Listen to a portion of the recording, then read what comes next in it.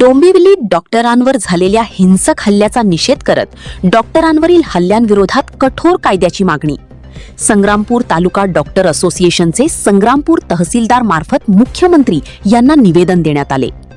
संग्रामपूर तालुका national integrated medical association व संग्रामपूर तालुका doctor असोसिएशनच्या वतीने संग्रामपूर तहसीलदार मार्फत मुख्यमंत्री देवेंद्र फडणवीस आणि आरोग्यमंत्री यांना निवेदन देण्यात आले.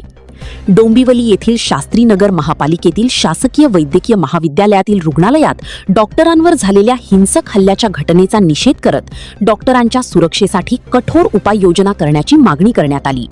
निवेदनात महाराष्ट्र मेडिकल सेवा व्यक्ती व मेडिकेअर सेवा संस्था अधिनियम 2010 अधिक प्रभावीपणे राबविण्याची मागणी करण्यात आली आहे. तसेच डॉक्टर, परिचारिका, आरोग्य कर्मचारी व रुग्णालयातील कर्मचाऱ्यांवर हल्ला करणाऱ्यांवर तातडीने कठोर कारवाई करण्याची मागणीही करण्यात आली. याशिवाय राज्यातील सर्व शासकीय व खासगी रुग्णालयांमध्ये 24 तास सुरक्षा व्यवस्था, सीसीटीव्ही, प्रवेश नियंत्रण, सुरक्षा रक्षक आणि आवश्यकतेनुसार पोलिसांची नियुक्ती करण्याची मागणी निवेदनातून करण्यात आली आहे. यासह विविध मागण्याचे निवेदन संग्रामपूर तहसीलदार प्रशांत पाटील यांना देण्यात आले. यावेळी संग्रामपूर तालुका नॅशनल इंटिग्रेटेड मेडिकल असोसिएशन व संग्रामपूर तालुका डॉक्टर असोसिएशनच्या सर्व डॉक्टर पदाधिकारी उपस्थित होते. दयाल सिंग चव्हाण, संग्रामपूर, बुलढाणा. दिनांक 7 जुलै 2024ला कल्याण डोंबिवली महानगरपालिकेमध्ये ज्या महिला डॉक्टरवर हल्ला झाला आहे त्याबद्दल आम्ही संग्रामपूर डॉक्टर असोसिएशन आणि नॅशनल इंटिग्रेटेड मेडिकल असोसिएशन तसेच सर्व डॉक्टर असोसिएशनच्या तर्फे माननीय तहसीलदार साहेबांना यांच्यामार्फत माननीय मुख्यमंत्री साहेब, माननीय उपमुख्यमंत्री साहेब यांना निवेदन दिले आहे की डॉक्टरांचा जो तीव्र हल्ला झाला त्याचा आम्ही तीव्र निषेध करत आहे. तसंच हल्ला करणाऱ्या व्यक्तीवर कठोरात कठोर कारवाई होणे आणि त्यांना जामीन न देता आणि प्रत्येक डॉक्टरांना किंवा वैद्यकीय क्षेत्रातील सर्वांना सरकारने संरक्षण देणे यासाठी आम्ही तहसीलदार साहेबांमार्फत माननीय मुख्यमंत्र्यांना निवेदन दिलेले आहे.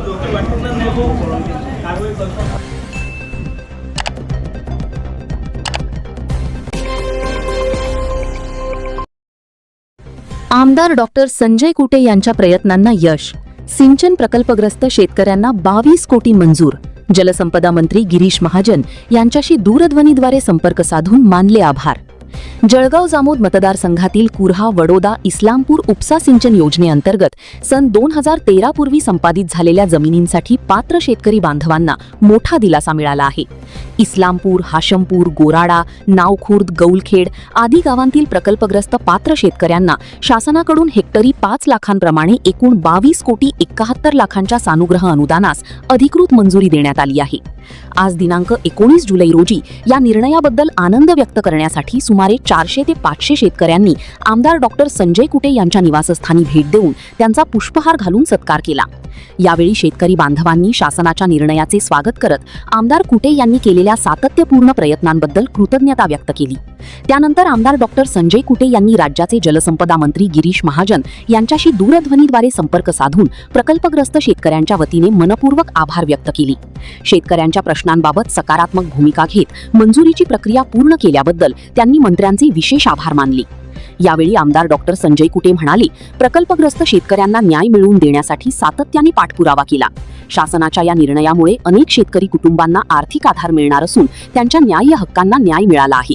शेतकऱ्यांच्या हितासाठी आणि मतदारसंघाच्या विकासासाठी माझे प्रयत्न यापुढेही अविरत सुरू राहतील.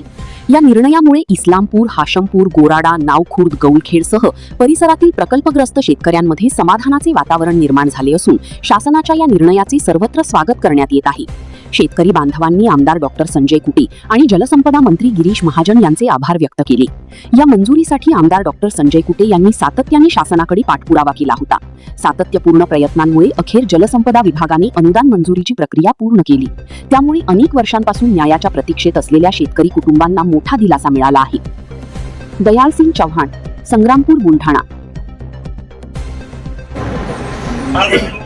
गिरीश भाऊ, तुमचं धन्यवाद देण्यासाठी, आभार मानण्यासाठी मंत्री महोदयांचं सगळे शेतकरी वर्ग आलेला आहे. अतिशय आनंदामध्ये आहेत आणि सगळे 400-500 शेतकरी इथं आहेत. पूर्ण नाही, तुम्ही मान्य करून तुमचे धन्यवाद म्हणून माझे नको म्हणून म्हटलं. मंत्री महोदयांनी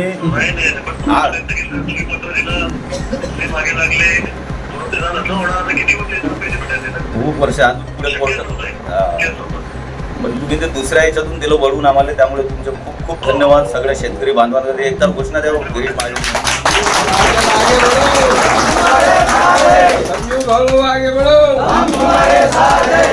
थँक्यू.